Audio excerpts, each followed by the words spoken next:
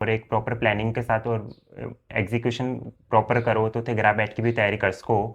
तो कोई ज़रूरी नहीं है कि थाने कोचिंग करना मतलब बहुत ज़्यादा ज़रूरी है, बस थोड़ी गाइडेंस है ना मम्मी के साथ में ही देखियो। तो मेरे एक दोस्त को कॉल आया कि रिजल्ट आ गो, तो मैं जब देखो पीडीएफ तो मम्मी साथ में ही बिठाई। सिलेक्शन नहीं हुआ तो फोर्थ टाइम में इसका सिलेक्शन हुआ है।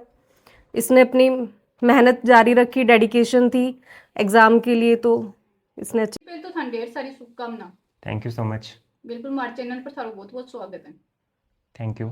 अच्छा पहले ये बताओ कि यूपीएससी थे क्रैक करी है तो कितनी समस्या को थाने सामना करना पड़ो और कौन सो अटेम्प्ट होता है? यो यूपीएससी मेरा फोर्थ अटैम्प्ट हो और प्रॉब्लम्स तो यही है कि मैं जॉब छोड़ के मेरी प्रिपरेशन स्टार्ट करी, तो मैंने लगता कि मेरे जब 2 बार इंटरव्यू में जाने के बाद भी सिलेक्शन नहीं हो, तो है लगता कि कोई गैम्बल तो नहीं कर लियो मैं, मतलब जॉब में रहता ज़्यादा सही रहता। फाइनेंशियल प्रॉब्लम भी थोड़ी ही, थोड़ा डीमोटिवेशन भी आवे जितने लगातार घर बैठ के प्रिपरेशन करो और 2 या 3 अटैम्प्ट में सिलेक्शन नहीं हुआ है। तो बेसिक प्रॉब्लम्स तो यही है।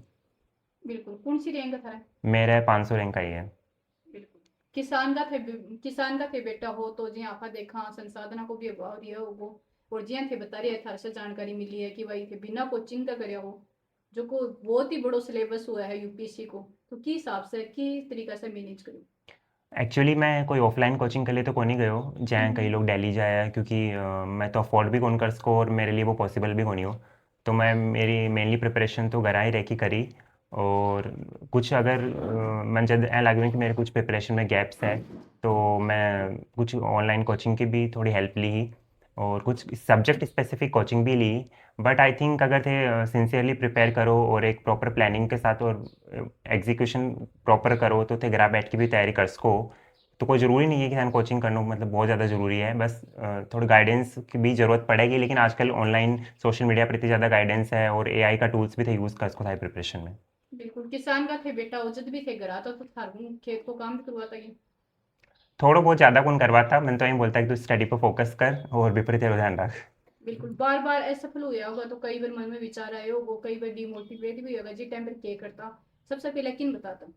अम, देखो, एक बार जब इंटरव्यू तक जाए बाद में नहीं सिलेक्शन हो तो डीमोटिवेशन तो मतलब कि स्वाभाविक है कि वो तो होगा होगा। तो मैं सबसे पहले तो मेरे कज़िन भाई हो तो मेरा मैं क्योंकि मैं मेरी पूरी प्रिपरेशन मेरे अंकल आंटी के घर चंडीगढ़ रह के करी, तो भी नहीं बताता हो तो वो भी यही बोलते हो कि नहीं कोई बात नहीं बाहर हो जाओ और तू अगर इंटरव्यू तक पहुंच रहा है तो तेरा सिलेक्शन ज़रूर होगा। फिर बाद में मैं मेरी मम्मी और बाकी सारे लोगों के साथ मेरे भाई के साथ भी डिस्कस करता हूँ। तो मेरे भाई भी हमेशा यही कहते हो कि मेरा छोटा भाई जो है वो कि नहीं तू प्रिपेयर करते रहे और अगर तू प्रिपरेशन सिंसियरली करोगे तो है ना जो मिस्टेक्स है बन आइडेंटिफाई कर कि भाई कि मिस्टेक किसा हो रही है और भी बाकों पर वर्क करना स्टार्ट कर। बिल्कुल साहिल जी की माता जी वे पहले तो बता दो कि कितनी खुशी हो रही है? बहुत ज्यादा खुशी हो रही है। बिल्कुल यह जो खुशी है इन शब्दा का मां बया कुन करी जा सकता है बता सकता हाथ नहीं, लेकिन पूछता नहीं आके आंखिया का माए आंसू जरूर आगा वो भी खुशी का आंसू। बिल्कुल रिजल्ट है जो सबसे पहले किन बताई साहिल जी? मैं रिजल्ट एक्चुअली है ना मम्मी के साथ में ही देखो। तो मेरे एक दोस्त को कॉल आया कि रिजल्ट आ गो, तो मैं जब देखो पीडीएफ तो मम्मी साथ में ही बिठाई। बिल्कुल। अच्छा थान कितनी खुशी हो रही है? बहुत ज़्यादा खुशी हो रही है, मेरे भाई ने इतना बड़ा एग्जाम क्रैक किया है और रैंक भी इसकी इतनी अच्छी आई है।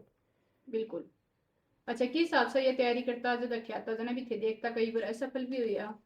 हाँ, फर्स्ट एग्जाम इसने ऐसे ही, उस टाइम पे इतनी अच्छी प्रिपरेशन नहीं थी, बट इसने एग्जाम दिया, वो नहीं हुआ, प्रीलिम्स नहीं हुआ, मेंस नहीं हुआ, बट नेक्स्ट टाइम जब इसने दिया तो इंटरव्यू तक पहुंच गया, उसके बाद सिलेक्शन नहीं हुआ, तो फोर्थ टाइम में इसका सिलेक्शन हुआ है।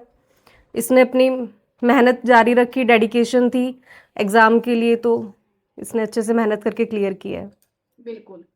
अच्छा और थारा साथी देखे बन के खाना चाहोगा साहिल जी?